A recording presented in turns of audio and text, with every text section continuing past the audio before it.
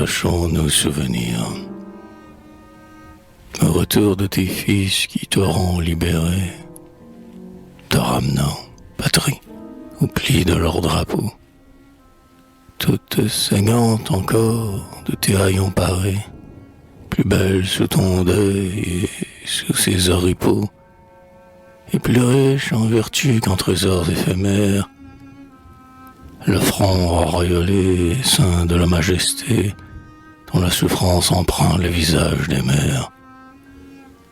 Quand réapparaîtra ton sol ressuscité, émergeant lentement de la Flandre inondée, ta terre rajeunie et prompte à reverdir, d'un sang pur et vivace à jamais fécondé, à l'heure du réveil, sachons nous souvenir.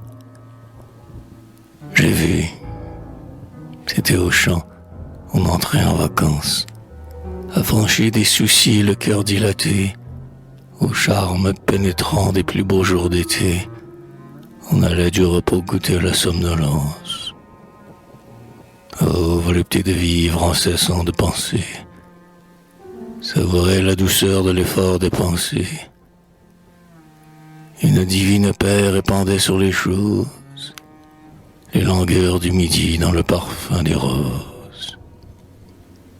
Soudain, comme un cyclone à travers le ciel bleu, un long frémissement secouait l'espace. Au bout de l'horizon, les nuages qui passent sont teints de noir, blâmés de sang, frangés de feu. Avec des grondements, avec son outillage de canons et de chars, de meurtres et de pillages, se ruant par la nuit, voici l'invasion. Mes yeux en ont gardé l'horrible vision.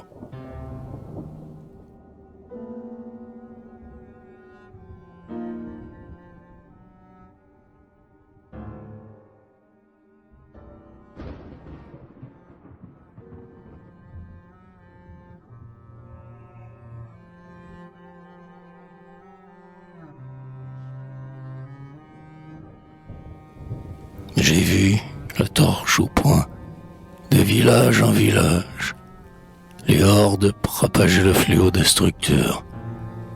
Des imprécations montaient dans leur sillage, auxquelles répondaient leurs cris triomphateurs, par moments alternant avec des chants bachiques.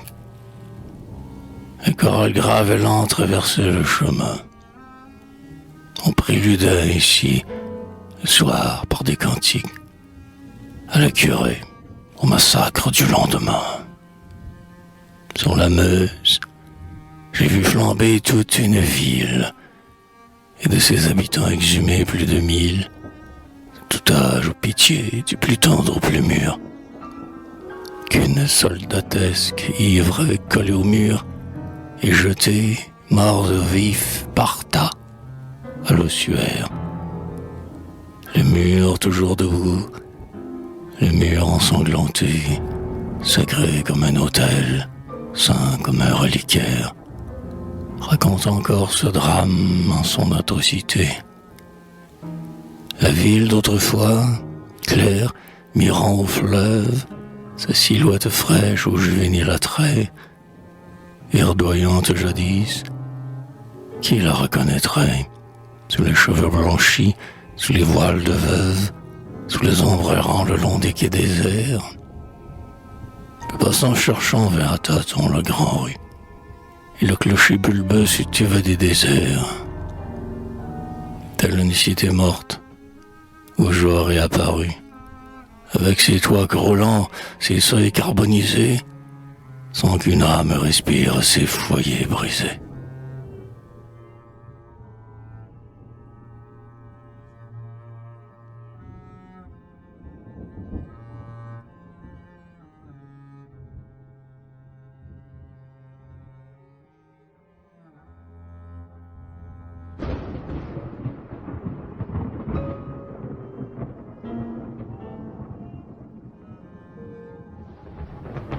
Sur les routes, j'ai vu des hommes par centaines, pour un long exil ramenés en troupeau, des chantiers ennemis et des geôles lointaines, à désemparer les pieds en lambeaux.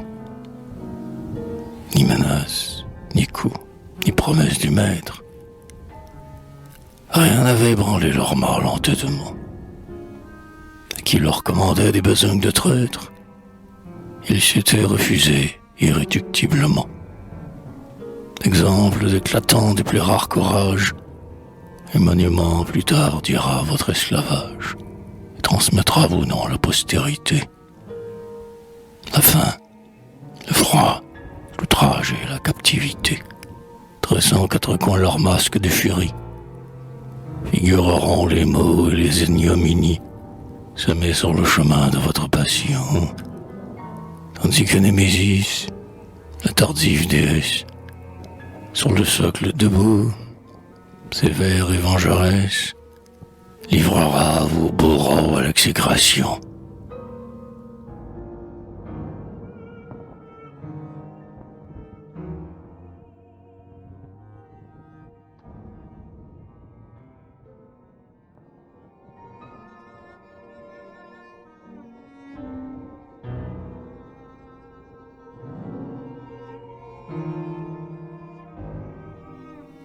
Mais pourquoi dérouler la sinistre épopée qu'ils ont de notre sang écrite avec l'épée? À quoi bon dénombrer leurs exploits trop certains? Les pays rançonnés, ces gardiens en otage, ces ateliers déserts et ces foyers éteints, un siècle de labeur le splendide héritage, ces chefs-d'œuvre immortels, orgueil de la cité. Les richesses gisant au profond des abîmes, et jusque-là flûtaient au ciel dressant ses cimes, tout ce butin en proie à la rapacité. Pour mettre le comble tant de félonie, on arrache aux flamands leur sœur, la Wallonie. Non, j'en ai dit assez.